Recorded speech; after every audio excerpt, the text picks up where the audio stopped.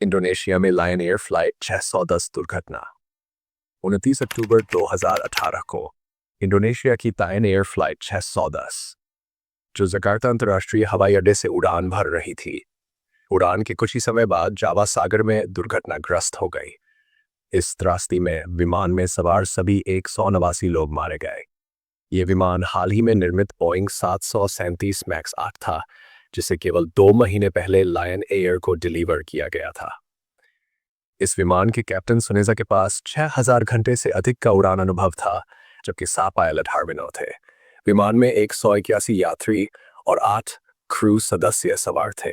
सुबह 6:20 पर विमान ने उड़ान भरी और उम्मीद थी कि ये 90 मिनट में अपने गंतव्य पर पहुंच जाएगा, लेकिन उड़ान के तुरंत बाद ही कॉकपिट में चेतावनी अलार्म बजने लगा। कैप्टन की कंट्रोल स्टिक हिलने लगी। ये संकेत दे रही थी कि विमान स्टॉल, गति कम होने से नियंत्रण खोने की स्थिति की ओर बढ़ रहा था। हालांकि दोनों पायलट समस्या को समझ नहीं पाए और विमान को ऊंचाई पर ले जाने का प्रयास करते रहे। सह पायलट ने देखा कि विमान के दोनों ओर की एयर स्पीड मीटर, गति नापने का यंत्र की रीडिंग अलग अलग थी।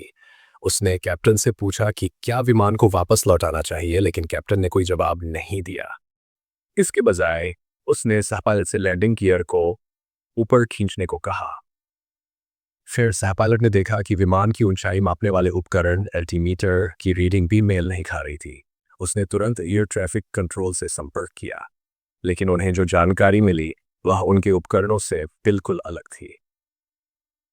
विमान 5000 फीट की ऊंचाई तक पहुंच गया था, लेकिन कैप्टन को इसे नियंत्रित करने में कठिनाई हो रही थी। उन्होंने पूरी ताकत से विमान का नाक ऊपर उठाने की कोशिश की, लेकिन यह खुद ब खुद नीचे की ओर झुक रहा था। चूंकि सह पायलट समस्या का कारण नहीं खोज पा रहा था, कैप्टन ने उसे विमान नियंत्रित करने के लिए कहा और खुद खराबी को ठीक करने में लग गए। लेकिन सह पायलट भी विमान को स्थिर नहीं कर पाया और विमान अनियंत्रित होकर तेजी से समुद्र की ओर गिरने लगा।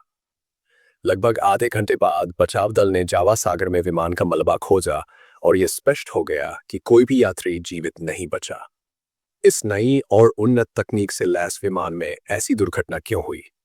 इस सवाल का जवाब खोजने के लिए इंडोनेशिया की राष्ट्रीय परिवहन सुरक्षा समिति ने तुरंत जांच शुरू की। तकनीकी समस्या और पूर्व संकेत। जांचकर्ताओं ने विमान के उड़ान डेटा की समीक्षा की और पाया कि दुर्घटना से पहले विमान बार बार ऊंचाई बढ़ा और घटा रहा था। उन्होंने पाया कि दुर्घटना से एक दिन पहले इस विमान के angle of attack AOA sensor को बदला गया था। बोइंग 737 मैक्स में 2 AOA सेंसर होते हैं जो यह सुनिश्चित करते हैं कि विमान को पर्याप्त लिफ्ट ऊपर उठाने की शक्ति मिल रही है ताकि वह स्टॉल न हो। जांचकर्ताओं ने उसी विमान के पिछले चालक दल से बात की, जिन्होंने बताया कि जब वे बाली से जकार्ता आए थे तब भी उड़ान के दौरान एयर स्पीड और ऊंचाई मापने वाले उपकरणों ने चेतावनी दी थी। कैप्टन ने सह पायलट को विमान उड़ाने दिया क्योंकि सह पायलट का उपकरण सही काम कर रहा था, लेकिन जब उन्होंने लैंडिंग गियर को हटाया तो विमान अचानक नीचे की ओर झुकने लगा। इस स्थिति को ठीक करने के लिए उन्होंने ट्रिम सिस्टम का इस्तेमाल किया, जो विमान को संतुलन में रखता है। लेकिन पायलटों को जल्द ही ये एहसास हुआ कि हर बार जब वे ट्रिम कंट्रोल घुमाते तो कोई अज्ञात शक्ति विमान की नाक को नीचे धकेल रही थी। कॉकपिट में तीसरे पायलट ने देखा कि विमान का ऑटोमेटिक ट्रिम सिस्टम खुद ही सक्रिय हो रहा था। पायलटों ने इसे बंद किया और विमान स्थिर हो गया। लेकिन इस घटना के बावजूद उन्होंने विमान को वापस लौटाने के बजाय उड़ान जारी रखी। हैरानी की बात यह थी कि जब कैप्टन ने उड़ान लॉग भरा तो उन्होंने इस गंभीर समस्या का जिक्र ही नहीं किया। इसका मतलब था कि अगली उड़ान का चालक दल इस खतरे से पूरी तरह अनजान था। MCAS सिस्टम और बोइंग की भूल। जांचकर्ताओं ने पाया कि दुर्घटना के दौरान MCAS manoeuvring characteristics augmentation system सक्रिय था।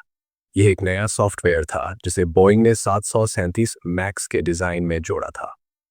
2010 में एयरबस ने A320 नियो विमान लॉन्च किया था जो अधिक ईंधन कुशल था।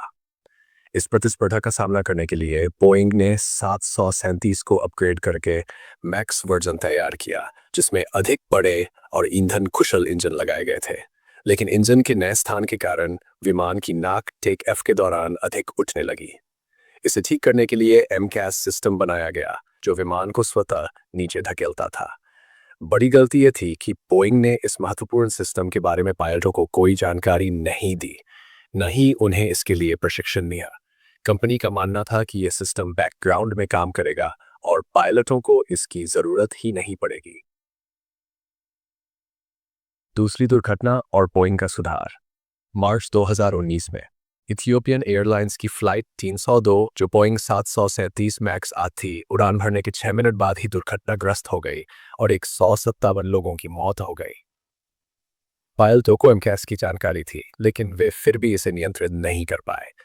इसके बाद दुनिया भर की एविएशन अथॉरिटीज ने बोइंग 737 मैक्स 8 विमानों को तब तक के लिए ग्राउंड कर दिया जब तक एमकैस की समस्या हल नहीं हो जाती। दिसंबर 2020 में बोइंग ने एमकैस में सुधार किया और इसके लिए नए ट्रेनिंग प्रोग्राम बनाए। आखिर में उड़ान का हर सफर सुरक्षित रहे, यही उम्मीद की जाती है।